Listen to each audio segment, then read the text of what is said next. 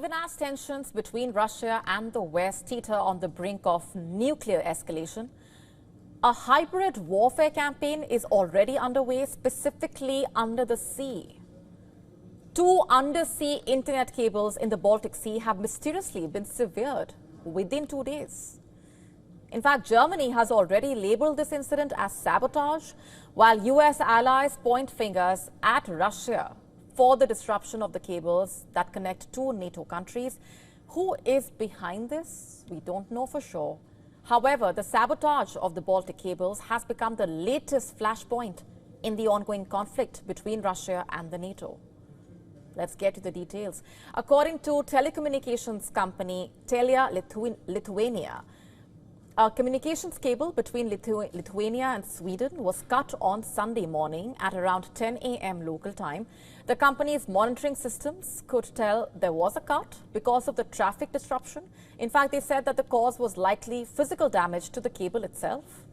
Speaking to news outlets, the company confirmed that the internet traffic disruption was not caused by equipment failure, but by physical damage to the fiber optic cable. And then another cable linking Finland and Germany was also disrupted. According to Cinia, the state-controlled Finnish company that runs the link, the Sea Lion cable, which is the only direct connection of its kind between Finland and Central Europe, by the way, was severed. And this particular cable spans nearly 1,200 kilometers alongside other key pieces of infrastructure, including gas pipelines and power cables. So what or who damaged the cable? How exactly did this even happen? It's unclear. What exactly caused the fault in the Sea Lion cable is still being investigated, so we have to wait for that answer. A physical inspection has not yet been conducted. But you see, the sudden outage implied that the cable was cut by an outside force. The area that was disrupted along the Finnish-German cable is roughly 60 to 65 miles away from the Lithuanian-Swedish cable that was cut. Incidentally, the 2 incidents came as 2 of the affected countries, Sweden and Finland, updated their guidance to citizens on how to survive a war.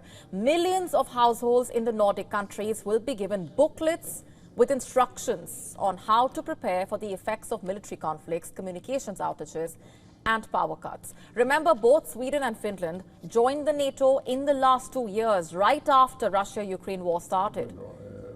In a joint statement on Monday evening, the foreign ministers of Finland and Germany said that they were deeply concerned. They also raised the possibility of hybrid warfare. The joint statement read, and I'm quoting here, "The fact that such an incident immediately raises suspicions of intentional damage speaks volumes about the volatility of our times. A thorough investigation is underway. Our European security is not only under threat from Russia's war of aggression against Ukraine, but also from hybrid warfare by malicious actors," quote unquote. The incident has once again sparked fears of undersea sabotage.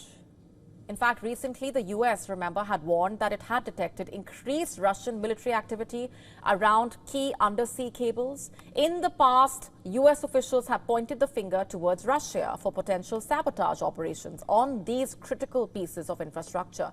Russia has, for its part, rubbished Western allegations. Remember last year, US allies Finland and Estonia blamed Russia for an October 2023 incident that damaged an undersea gas pipeline between the 2 countries. But an investigation later established that a Chinese cargo ship's anchor had been responsible.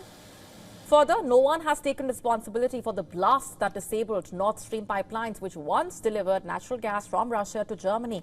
3 out of 4 tubes were damaged by sabotage in September 2022.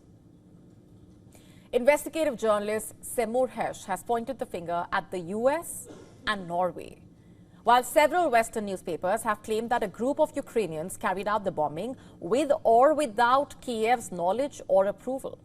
To stay up to speed with the latest news, download the WION app and subscribe to our YouTube channel.